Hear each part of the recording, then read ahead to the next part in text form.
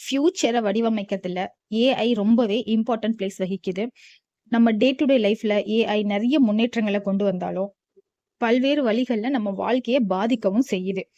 2024 ஒரு ஏஐ பொறுத்தவரை ஒரு முக்கியமான ஆண்டாக பார்க்கப்படுது. 2024 உலகம் இன்னும் பயமுறுத்துற முன்னேற்றங்களை நிறைய எதிர்பார்த்து காத்துக்கிட்டு இருக்கு. அந்த மாதிரி ஹியூமனை டிஸ்டர்ப் பண்ற மாதிரி பயமுறுத்துற மாதிரி என்னென்ன முன்னேற்றங்கள் 2024 வரப்போகுதுங்கிறத பத்தி இந்த வீடியோல டீட்டெயிலா பார்ப்போம்.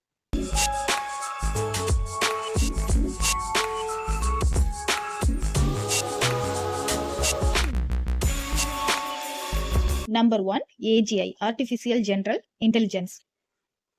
இது என்னன்னா text to speech, text to audio, text to video, அந்த மாதிரி AI tools. First ChatGPT வந்துச்சு, அதுக்கப்புறம் நிறைய சாட்பாட்ஸ் வந்துகிட்டே இருக்கு. ஹைப்பர், சோரா, நிறைய வந்துகிட்டே இருக்கு கண்டினியூஸா. ஓப்பன் ஏஐ ஏஐயோட முன்னேற்றத்துல முன்னணியில இருக்கிறதா சொல்லிட்டு இருக்காங்க. இது பல்வேறு துறைகள்ல பல புரட்சியை ஏற்படுத்தக்கூடன்னு நம்புறாங்க. ஆனா இது தவறான பயன்பாட்டுனால மனித குலத்திற்கு அச்சுறுத்தலை ஏற்படுத்தவும் வாய்ப்பு இருக்கு. Number 2, deep fake. ஒருத்தர் மாதிரியே இன்னொருத்தரோட போட்டோ ஆர் வீடியோஸ் அதெல்லாம் கிரியேட் பண்றது. இன்னைக்கு ஒரு அவதார் கிரியேட் பண்றது, அனிமேஷன் கிரியேட் பண்றதுலாம் ரொம்ப சாதாரணமா நடக்குது. இது இந்த டீப் ஃபேக் டெக்னாலஜில இன்னும் இது வளர்ந்துட்டே தான் போகும். ஸோ இது பெரிய பிரச்சனையா தான் அமையும். பிரைவசி ப்ராப்ளம், அடையாள திருட்டு, ஆதாரங்களை ஒருத்தருக்கு எதிராக பயன்படுத்துறது, அது மட்டும் இல்லாம தவறான செய்தியை ஊடகங்கள் பரப்புறதுனால ஊடகத்துக்கு மேல ஒரு நம்பிக்கை போயிடும். இவங்க போடுற நியூஸ் எல்லாமே ஃபேக் நியூஸா தான் இருக்கும் அப்படின்ற மாதிரி ஒரு அவநம்பிக்கை வந்துரும். சோ இதனால இவ்ளோ ப்ராப்ளம்ஸ் இருக்கு. இது விஐபிஸ்க்கு மட்டும் இல்ல, சாதாரண பர்சனோட ஒரு ஆன்லைன் பிரசன்ஸ் கூட ஃபியூச்சர்ல ப்ராப்ளமா வர்றதுக்கு வாய்ப்பு இருக்குன்னு சொல்றாங்க. சோ தேவைக்கு மட்டும் இன்டர்நெட்டை யூஸ் பண்ணிட்டு தேவையில்லாத டைம்ல ஆஃப் பண்ணி வைக்கிறது ரொம்பவே நல்லது. நம்பர் 3, ஏஐ இன் வார்ஃபேர், அட்டானமஸ் வெப்பன் சிஸ்டம். ராணுவ பயன்பாடுகள்ல ஏஐயோட பயன்படுத்துறது ரொம்பவே கவலையை எழுப்பியிருக்கு. இது ஒரு பொறுப்பற்ற பயன்பாடு மற்றும் பயங்கரமான விளைவுகளுக்கு வழிவகுக்கும்னு சொல்றாங்க. பாரம்பரிய ஆயுதங்களை போல் இல்லாம தன்னாட்சி ஆயுதங்கள் மனித மேற்பார்வையின்றி செயல்படுது. இது நெறிமுறை பற்றிய கவலைய ரொம்பவே எழுப்பியிருக்குன்னு தான் சொல்ல முடியும். மனிதனோட தலையீடு இல்லாம அது பாட்டுக்கு அல்காரிதம் பேஸ் பண்ணி முடிவெடுக்கிறது, டெஸ்டினேஷன் சூஸ் பண்றது, இந்த மாதிரி பண்றப்போ இந்த அல்காரிதம்ல எந்த அளவுக்கு நம்பகத்தன்மை இருக்கும், துல்லியம் இருக்கும் அப்படின்ற கேள்விக்கெல்லாம் இது வழிவகுக்குது. தன்னாட்சி ஆயுதங்களை பயன்படுத்துறது, எந்திரங்களுக்கு ஆபத்தான சக்தியை கொடுக்கறது, இது எல்லாமே எதிர்பாராத விளைவுகளை ஏற்படுத்தும். அன்எக்ஸ்பெக்டடா நிறைய தீங்கு வர்றதுக்கு வாய்ப்பு இருக்கு.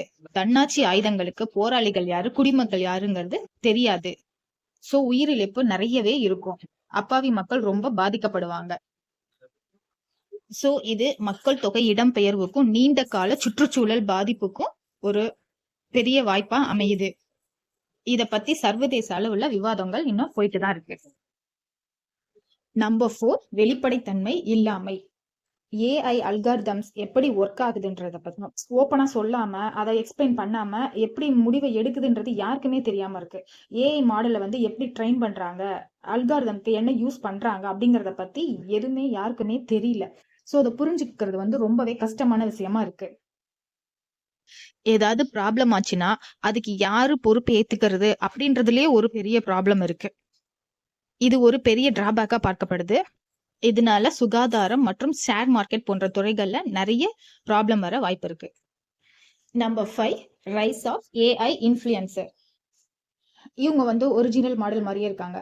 ஒரு கேர்ள் இப்போ எப்படி இன்ஸ்டால எல்லாம் போஸ்ட் பண்ணுவாங்களோ அந்த மாதிரி போஸ்ட் பண்ணிட்டு இருக்காங்க. லைவ் வருவாங்க, வீடியோ போடுவாங்க, எல்லாமே பண்ணுவாங்க. ரீல்ஸ், ஷார்ட்ஸ் இப்படிலாம் பண்றப்போ இது உண்மைன்னு நினைச்சு நிறைய பேர் ஃபாலோ பண்ணுவாங்க, லைக் ஷேர் எல்லாம் பண்ணுவாங்க. ஸோ இது ஒரு ஏஐ டிஜிட்டல் காப்பின்றது யாருக்குமே தெரியாது.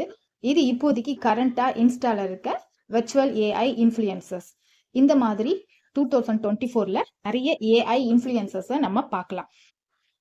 இது ஒரு டிஜிட்டல் செலிபிரிட்டி உருவாக காரணமா இருக்கு. இது சோசியல் மீடியா நம்பி இருக்கிறவங்களுக்கு ஒரு பெரிய பிரச்சனை தான். இந்த ஏஐ இன்ஃப்ளூயன்சர்ஸ் ஈஸியா growth ஆயிட்டு போயிட்டே இருப்பாங்க. பட் நார்மல் ஹியூமனால முடியாது. அவங்களுக்கு என்ன தேவையோ அதை கண்டென்ட்டாவோ ரீல்ஸாவோ ஷார்ட்ஸாவோ கொடுக்குறப்போ அது ட்ரெண்டிங் ஆச்சுன்னா அதை பார்க்குற யங்ஸ்டர்ஸ் அதையே ஃபாலோ பண்ணுவாங்க. ஸோ இது வந்து சொசைட்டியை தப்பா வழிநடத்துறதுக்கு ஒரு வாய்ப்பா அமையுது. Number 6 autonomous agents. இது மெயினா எங்க யூஸ் ஆகுதுன்னா நம்ம டே டு டே லைஃப்ல யூஸ் பண்ற அலெக்சா, சிரி இந்த மாதிரி விஷயங்கள் எல்லாத்துலயுமே யூஸ் ஆயிட்டு இருக்கு. நம்ம கமாண்ட் கொடுத்தா அதை பேஸ் பண்ணி அது வந்து ரியாக்ட் பண்ணும். என்விரான்மெண்ட்டை புரிஞ்சுக்கிட்டு அதை பேஸ் பண்ணி அதுக்கு தகுந்த மாதிரி ரியாக்ட் பண்ணும். Self driving cars, self driving scooter, இது எல்லாத்துலயுமே இந்த கான்செப்ட் தான் யூஸ் ஆகுது.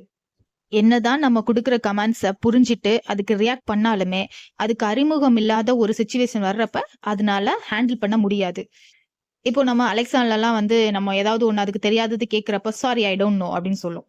பட் அதுவே வந்து வெஹிக்கிள்னு வரப்போ ப்ராப்ளமாக தான் ஆகும். இது ஒரு பெரிய டிராபேக்காக பார்க்கப்படுது. இந்த மாதிரி அட்டானமஸ் ஏஜென்ட்ஸ் வந்து 2024ல நிறையவே வர வாய்ப்பு இருக்கு. Number 7 humanoid robots. Humanoid robots வந்து நிறைய வந்துகிட்டே இருக்கு. ஹாஸ்பிட்டாலிட்டி, ஹெல்த் கேர்னு நிறைய யூசஸ் இருந்தாலுமே நிறைய டிராபேக்ஸ் இருக்கு. அதிகரித்த வேலையின்மை, அதனால அன்எக்ஸ்பெக்டடான சூழ்நிலை வந்து கையாள முடியாது. விமர்சன சிந்தனை இல்லாதது, அதுக்கு வந்து மெயின்டெனன்ஸ் காஸ்ட் நிறைய ஆகும். எம்பத்தி இல்ல, பாதுகாப்பு அபாயங்கள் நிறைய இருக்கு, சுற்றுச்சூழல் அபாயங்கள் இருக்கு, இவ்வளோ ப்ராப்ளம் இருக்கு. இருந்தாலுமே 2024ல ஹியூமனாய்டு ரோபோட்ஸ் நிறைய எதிர்பார்க்கலாம். நம்பர் 8 ஏஐ பவர் என்பிசிஸ் இன் வீடியோ கேம்ஸ். வீடியோ கேம்ஸ் எல்லாமே பல வருஷமாவே வேகமா வளர்ச்சி அடைஞ்சிட்டு தான் வருது. அது நல்ல ஒரு இன்ட்ரெஸ்டிங்கான எக்ஸ்பீரியன்ஸை கொடுக்குது, உயிரோட்டமான கிராஃபிக்ஸையும் கொடுக்குது.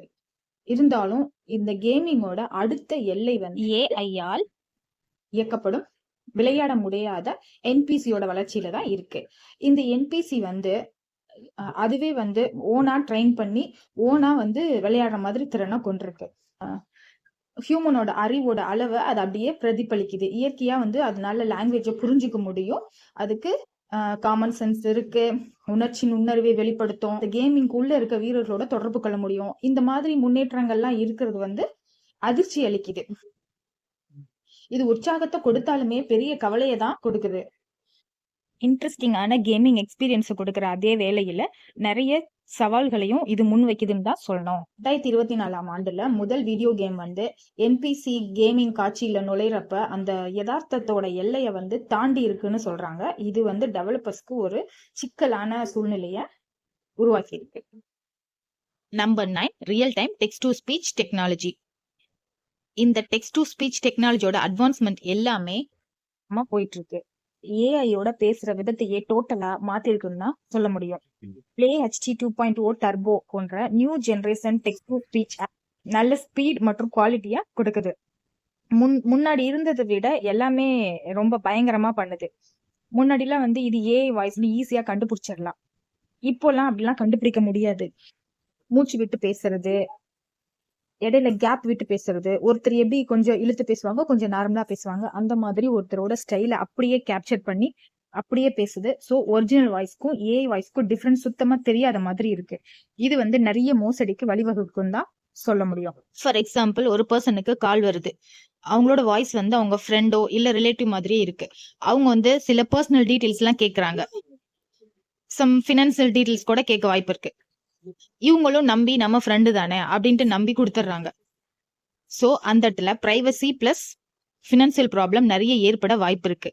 இந்த மாதிரிலாம் வந்து இந்த மாதிரி இடத்துல நமக்கு சந்தேகம் வரணும்.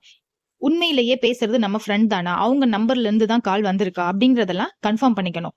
இந்த மாதிரி மோசடி எல்லாம் 2024ல நிறையவே நடக்க வாய்ப்பு இருக்கு. Number 10 disinformation Campion. இப்போ ஒரு செலிபிரிட்டியோ இல்ல ஒரு கம்பெனியோ ஒரு விஐபியை பத்தியோ ஒரு தப்பான தகவல் பரப்புறதுக்கு யூஸ் பண்றது. இதுல டீப் ஃபேக் டெக்னாலஜி தான் முக்கியமா பங்கு வகிக்குது. எலெக்ஷன் டைம்ல தான் இந்த மாதிரி டிஸ்இன்ஃபர்மேஷன் கேம்பியன்ஸோட விளையாட்டு ரொம்பவே அதிகமா இருக்கும். பொலிட்டிஷியன்ஸ் பத்தி தப்பான பிரச்சாரங்கள் பண்றது, இந்த மாதிரி தப்பான நியூஸ் ஸ்ப்ரெட் பண்றதுனால சமூகத்துல வந்துட்டு நிறைய பிரச்சனைகள் வர வாய்ப்பு இருக்கு. இந்த பார்ட்டி அந்த பார்ட்டி இந்த மாதிரி எல்லாம் ப்ராப்ளம்ஸ் வர வாய்ப்பு இருக்கு. ஸோ இந்த மாதிரி எல்லாம் மிஸ் இன்ஃபர்மேஷன் வந்து ஸ்ப்ரெட் ஆகுறப்போ எது உண்மை எது பொய்ன்னு கண்டுபிடிக்கிறதுக்கு ஏஐ டூல்ஸ் வந்து நல்ல அக்யூரட்டான ஏஐ டூல்ஸ் இருக்கிறது ரொம்பவே அவசியம். பொதுமக்களுக்கும் இதை பத்தின அவேர்னஸ் இருக்கிறது ரொம்ப ரொம்ப முக்கியமான விஷயம். 2024ஆம் ஆண்டு வந்து ஏஐயோட வளர்ச்சி வந்து பல்வேறு துறைகள்ல ரொம்பவே பெருசா இருக்கு. Humanoid robots, video game, day to day லைஃப்ல நம்ம யூஸ் பண்ற ஏஜென்ட்ஸ், அதுல இருந்து போர் வரைக்கும் ரொம்பவே முக்கியமா பார்க்கப்படுது. இந்த ஏஐ வந்து எதிர்காலத்தை வந்து பொறுப்புடன் வழி நடத்தணும். இந்த முன்னேற்றங்களோட சேர்ந்து அதோட நெறிமுறைகளும் அதோட சாத்தியமான அபாயங்கள் குறித்த விழிப்புணர்வோடையும் மக்கள் இருப்பது ரொம்பவே அவசியமான ஒன்று.